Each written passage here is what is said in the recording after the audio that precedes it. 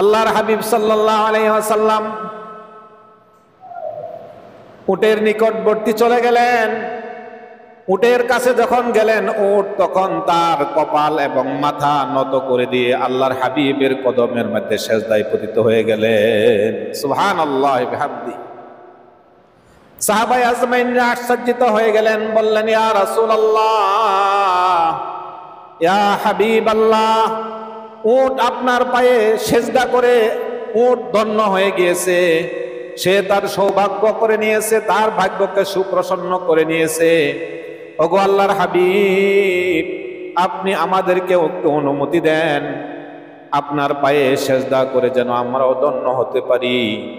আল্লাহর হাবিব সাল্লাল্লাহু আলাইহি ওয়াসাল্লাম বললেন, ও সাহাবারা শুনো, আল্লাহর এই জমিনের বুকে বান্দার কপাল এবং নাক একমাত্র আল্লাহ রাব্বুল আলামিন ছাড়া কোনো মানুষের সামনে নত করা জায়েজ নাই। আল্লাহ পাক আদেশ দেয় নাই। যদি আল্লাহ পাক এই পৃথিবীর বুকে কোনো মানব পায়ের মধ্যে মাথা নত করার অনুমতি যদি আল্লাহ পাক দিতেন, আল্লাহ পাক যদি কোনো বান্দার পায়ের মধ্যে সেজদা করার অনুমতি দিতেন, তাহলে আমি আদেশ করতাম এই জমানার নারীদেরকে তারা যেন তার স্বামীর পায়ের মধ্যে সেজদা দেয়। যেহেতু আল্লাহ পাক আমাকে আদেশ করে নাই, দুনিয়ার কোনো মানুষ কোনো নবীর কদমে বা তার পীর সাহেবের কদমে, তার উস্তাদের কদমের মধ্যে সেজদা দিবে, এটা কিন্তু আল্লাহ পাক বলেন নাই। সেজদা দেওয়ার জন্য একমাত্র শুধুমাত্র কেবলমাত্র এই কপাল এবং নাকটুকুন আল্লাহ পাকের জন্য রেখে দিয়েছে।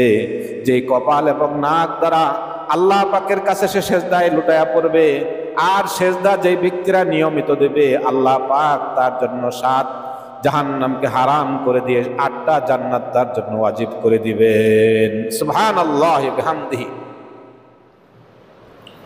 উট সেজদা করছে, উট চিনছে আল্লাহ রাসূলকে, পশু পাখি চিনছে, পাহাড় পর্যন্ত চিনছে আল্লাহ রাসূল সাল্লাল্লাহু আলাইহি সাল্লামকে। আমরা এমন কপাল পোড়া মানুষ, আমরা আমাদের আইডল হিসাবে, আমাদের মডেল হিসাবে আমরা তারকাকে গ্রহণ করেছি। সিনেমার গুনাহগার ব্যক্তিদেরকে আমরা মডেল হিসাবে গ্রহণ করেছি। তারা যেভাবে চুল রাখে, আমাদের সমাজের ছেলেরা এভাবে তারা চুলের কাটিং দেয়। তারা যেভাবে যেই সকল গেঞ্জি ও প্যান্ট শার্ট পরে, আমরাও সেভাবে পরি। তারা যেমন ক্লিন শেভ করে চলে ইহুদি খ্রিস্টানদের মতো, আমরাও তেমন ক্লিন শেভ করে চলি। অর্থাৎ আমাদের চলা ফেরা, বলা উঠা, খাওয়া নেওয়া সব কিছু ইহুদি খ্রিস্টানদের মতো হয়ে যাচ্ছে। আল্লাহর রাসূলের অনুসরণ যেন আমাদের মধ্য থেকে বিদায় নিচ্ছে। এই জন্যই তো কবি বলেন, ওয়াদা মে হো তুম নাসারা তো তামাদ্দুন মে হুনুদ, ওয়াদা মে হো তুম নাসারা तो तमद्दुन में हुनूद, ये मुसलमान है चमने देखे शर्माए यहूद। चाल चलने हिंदू तुमी, वेशभूषाते ख्रिस्टियान, चाल चलने हिंदू तुमी, वेशभूषाते ख्रिस्टियान, কি ধরনের মুসলমান তুমি, তোমাকে দেখে ইহুদি করে লজ্জা জ্ঞান। আমাদের চাল চলন উঠা বসা হিন্দুয়ানি সংস্কৃতির সাথে মিলে গেছে। আমাদের চলাফেরা উঠা বসা খ্রিস্টানদের সাথে মিশে যাচ্ছে। আর আমাদের অবয়ব অবকাঠামো দেখে মুসলমান হিসাবে আমরা আমাদের সার্টিফিকেটের মধ্যে লিখি মুসলমান, বিবাহের আইডেন্টি কার্ডের মধ্যে লিখি মুসলমান, আমাদের জাতীয় পরিচয়পত্রের মধ্যে লিখি মুসলমান। কিন্তু মুসলমানের স্মৃতিচিহ্ন পোশাক, নবীজির সুন্নত আমাদের গায়ে নাই, নবীজির মোহাব্বত আমাদের দিলের মধ্যে নাই, নবীজি সাল্লাল্লাহু আলাইহি সাল্লামের ভালোবাসা আমাদের কলিজায় নাই। যদি কলিজায় থাকতো তাহলে রাসূল করিম সাল্লাল্লাহু আলাইহি সাল্লামের ভালোবাসা প্রকাশ পাইতো আমাদের সুন্নত দিয়া। রাসূল করিম সাল্লাল্লাহু আলাইহি সাল্লামের ভালোবাসা প্রকাশ পাইতো আমাদের চলাফেরার প্রত্যেকটা সুন্নতের অনুসরণ দিয়া। হযরত আলী রাদিয়াল্লাহু তাআলা আনহু সহ আরো গুটি কয়েক সাহাবা সহ মক্কার বিভিন্ন জায়গায় ঘুরতেছেন সফরে। তিনি এদিক ওদিক যাইতেছেন। আল্লাহর হাবিব সাল্লাল্লাহু আলাইহি সাল্লাম যখন রাস্তা দিয়া বের হয় তখন গাছ তাকে সালাম দেয়। সুবহানাল্লাহ বলবেন না? সুবহানাল্লাহ। পাহাড়ের কাছে যায়, পাহাড় তাকে ইস্তেকবাল করে, বলে আসসালামু আলাইকা ইয়া রাসূলুল্লাহ, আসসালামু আলাইকা ইয়া রাসূলুল্লাহ। পাহাড় তাকে ইস্তেকবাল জানায়, সালাম দেয়। তৃণলতা, ঘাস, ছোট ছোট বড় বড়, ওই গাছের থেকে আওয়াজটুকুন আসতেছে, আসসালামু আলাইকা ইয়া রাসূলুল্লাহ। কোনো সাহাবী শুনে নাই। নবীজি সাল্লাল্লাহু আলাইহি সাল্লাম তার জবাব দিচ্ছে, আর তা শুনতে পাচ্ছে এবং দেখতে পাচ্ছে একজন ব্যক্তি, তিনি হলেন হযরত আলী রাদিয়াল্লাহু তাআলা আনহু। আলীকে আল্লাহ পাক ইলমে মারিফতের জ্ঞানের ভান্ডার বলা হয়। জ্ঞানের বিরাট এলেম আল্লাহ পাক হযরত আলী রাদিয়াল্লাহু তাআলা আনহুকে দান করেছিলেন। হযরত আলী রাদিয়াল্লাহু তাআলা আনহুর কলবের চক্ষু খোলা ছিল। জিন যদি তার সামনে কথা বলতো, সে জিনকে দেখতে পেত। ফেরেশতা তার সামনে আসলে হযরত আলী রাদিয়াল্লাহু তাআলা আনহু আরো গুটি কয়েক সাহাবা ওই ফেরেশতাদেরকে দেখতে পারত। গাছ যখন তার ভাষায় কথা বলতো, গাছের আওয়াজ সে শুনতে পাইত। তার কানের পর্দা খোলা ছিল। সূক্ষ্ম সূক্ষ্ম শব্দটুকুন তার বন্ধু বান্ধবে কেউ শুনতে পায় না, কিন্তু হযরত আলী রাদিয়াল্লাহু তাআলা আনহু শুনতে পাইত। সেই আলী রাদিয়াল্লাহু তাআলা আনহু আল্লাহ রাসূল সাল্লাল্লাহু আলাইহি সাল্লামের সাথে যখন সফরে বের হলেন, আর সাহাবায়ে আজমাইনরা রাসূল করিম সাল্লাল্লাহু আলাইহি সাল্লামের সফরে মক্কার অলিতে গলিতে যাইতেছিলেন। এমত অবস্থায় পাহাড়ের কাছ দিয়া যখন যায়, তখন পাহাড়ের থেকে শব্দ বের হয়ে আসে, আসসালামু আলাইকা ইয়া রাসূলুল্লাহ।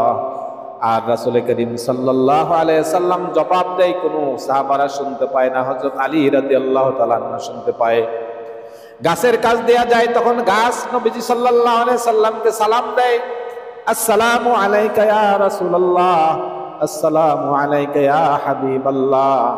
এভাবে করে নিয়মিত যখন যে রাস্তা দেয়া যাইত, তখন ওই রাস্তার আশেপাশের সমস্ত তৃণলতা, গাছপালা, পাহাড় পর্বত আল্লাহর হাবিবকে চিনত এবং সালাম জানাইতো। আল্লাহর হাবিব সাল্লাল্লাহু আলাইহি সাল্লামকে আলী রাদিয়াল্লাহু তাআলা আনহু জিজ্ঞাসা করলেন, ইয়া রাসূলুল্লাহ, ইয়া হাবিবাল্লাহ, ঘাস আপনাকে সালাম দেয়, পাহাড় আপনাকে সালাম দেয়, আপনি নদীর কাছ দিয়া গেলে পানি সালাম দেয়, আপনি যে দিক দিয়া যান তারা সবাই ইস্তেকবাল জানায়।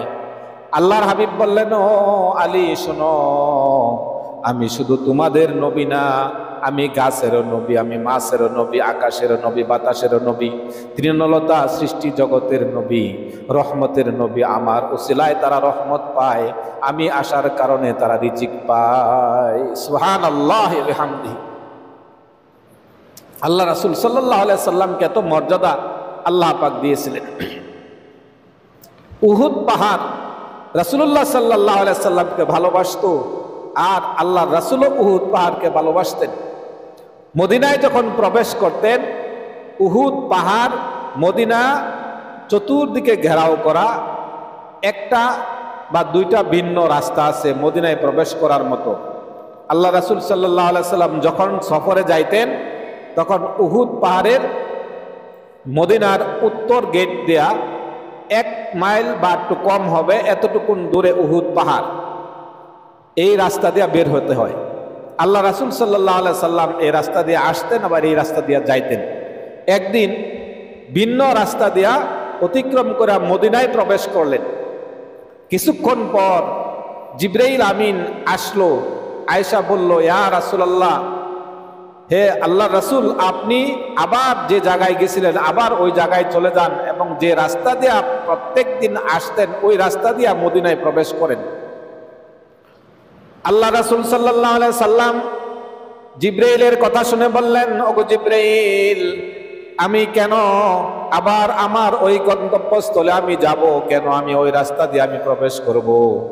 তখন জিবরাইল আমিন বললেন, ইয়া রাসূলুল্লাহ, আপনি যেই পাহাড়ের কাছ দিয়ে আসেন সেই উহুদ পাহাড় কিন্তু আপনাকে ভালোবাসে, আর সেই ভালোবাসার কারণে পাহাড় ব্যথিত হয়ে গিয়েছে। আপনি এই রাস্তাটা গমন না করে যখন অন্য রাস্তা দিয়ে আসেন, তখন পাহাড় কান্নাকাটি করে আল্লাহ রব্বুল আলামিনের কাছে অভিযোগ দিয়েছে।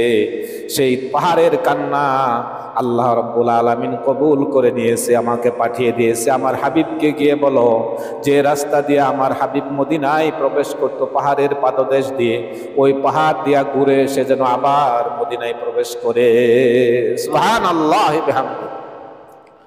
তখন আল্লাহর রাসূল সাল্লাল্লাহু আলাইহি সাল্লামের কাছে আরো দু একজন সাহাবা ছিলেন, তিনি ঘুরে চলে গেলেন ওই জায়গার থেকে আবার মদিনার দিকে যখন ফিরলেন, পাহাড়ের দিকে দাঁড়াইলেন, পাহাড়ের দিকে তাকায়া বললেন, এ পাহাড়, আমি তোকে কলিজা দিয়া ভালোবাসি, তুমিও তো আমাকে ভালোবাসো, তোমার কান্না আল্লাহ রব্বুল আলামিন কবুল করে নিয়েছে, আমি এই রাস্তা ছাড়া আর কোনোদিন অন্য কোনো রাস্তা দিয়া মদিনার থেকে বের হব না।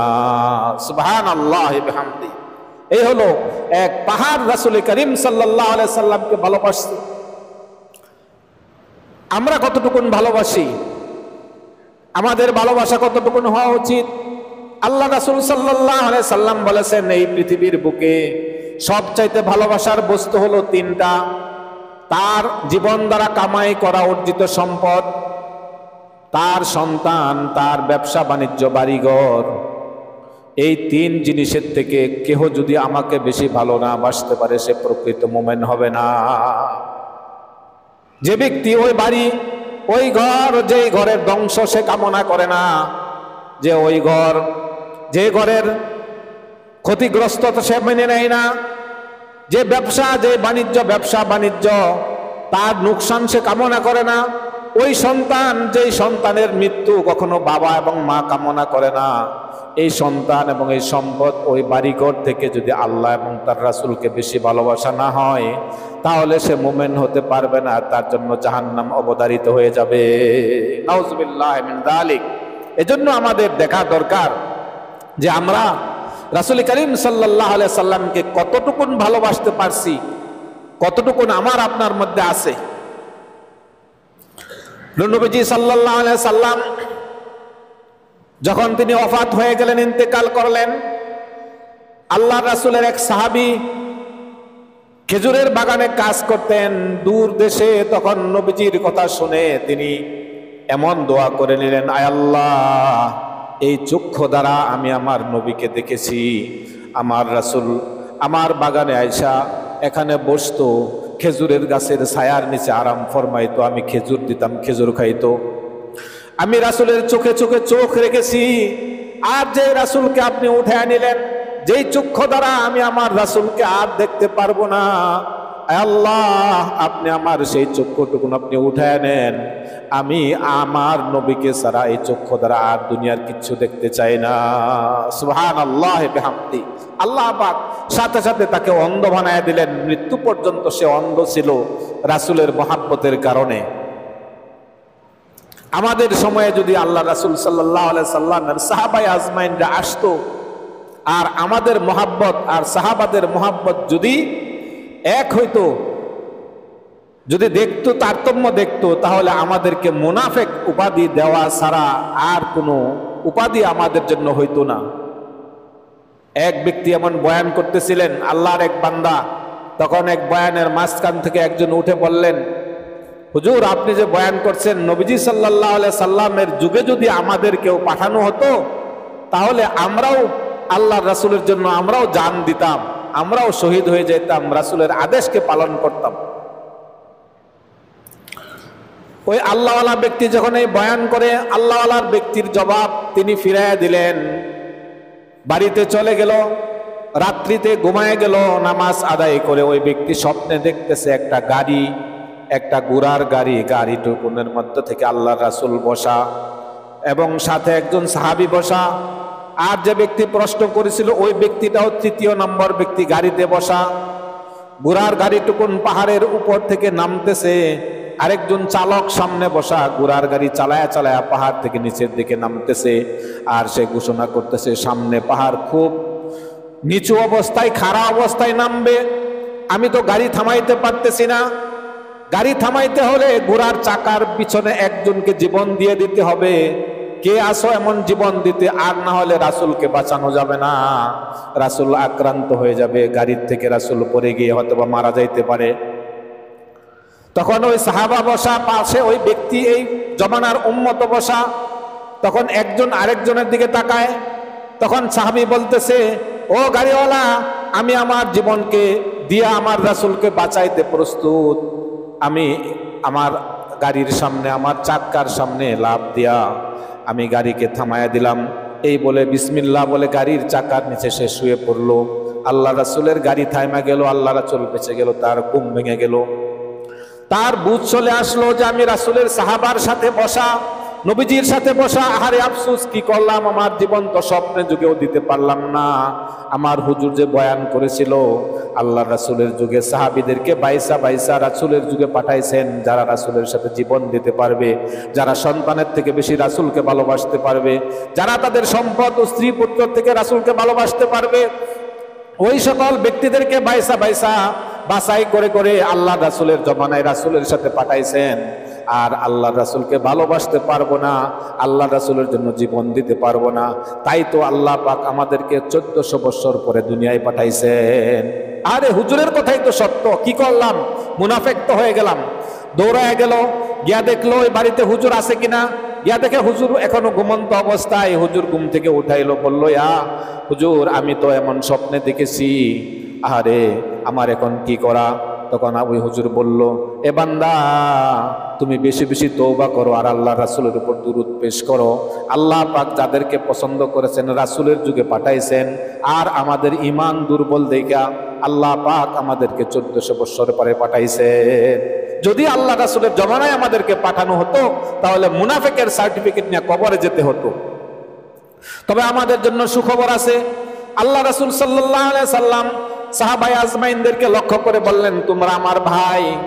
আর 1400-1500 বছর পরে আর কিয়ামতের পূর্বে যারা থাকবে তারা আমাদের উম্মত, তারা আমাদের ভাই, আর তোমরা আমাদের সাহাবী, তোমরা আমাদের সাথী। আর ওই ভাইয়াদেরকে আমি কখন পাবো? যে ভাইয়ারা আমাকে দেখবে না, যে ভাইয়ারা আমার কথা শুনে আমার উপর দুরূদ পেশ করবে, আমাকে দেখবে না কিন্তু আমাকে না দেখে তারা সুন্নত তারা তাদের মাথায় ধারণ করবে, তাদের গলায় ধারণ করবে, বুকে ধারণ করবে, তাদের পোশাক পরিচ্ছদে ধারণ করবে, তাদের জন্য সুখবর হলো 7টা। ও সাহাবী, তোমাদের জন্য সুখবর হলো একটা। তোমরা যদি দিনের 10 ভাগের 1 ভাগ ছেড়ে দাও, তাহলে তোমরা হালাক হয়ে যাবে, ধ্বংস হয়ে যাবে। আর তাদের জন্য সুখবর হলো, তারা যদি দিনের 10 ভাগের 1 ভাগ পালন করে, তাহলে তারা কামিয়াব হয়ে যাবে। সুবহানাল্লাহ বিহামদি। তাহলে আল্লাহ রাসূল সাল্লাল্লাহু আলাইহি সাল্লাম আমাদের জন্য সহজ করে দিয়েছেন। আল্লাহ রাসূলের যদি আমি কিছুদিন যদি আমার বুকে ধারণ করতে পারি, কলিজায় যদি মহব্বত দিয়া বেশি বেশি দুরূদ পেশ করতে পারি, আর নবীজির উপর তার সুন্নতগুলো বাছাই করে করে দেখে দেখে যদি আমি পালন করতে পারি, তাহলে আল্লাহ রাসূল সাল্লাল্লাহু আলাইহি সাল্লাম সাহাবাদেরকে নিয়ে যে জান্নাতে থাকবে, আমাদেরকে নিয়েও সেই জান্নাতে আল্লাহ রাসূল সাল্লাল্লাহু আলাইহি সাল্লাম বসবাস করবে। আল্লাহ পাক সবাইকে তৌফিক দান করুন, আল্লাহুম্মা আমিন।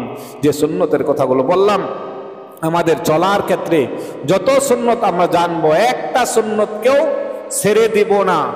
আমাদের কবরে একটা সুন্নত সাথে যায়, তা হলো আমাদের দাড়ি।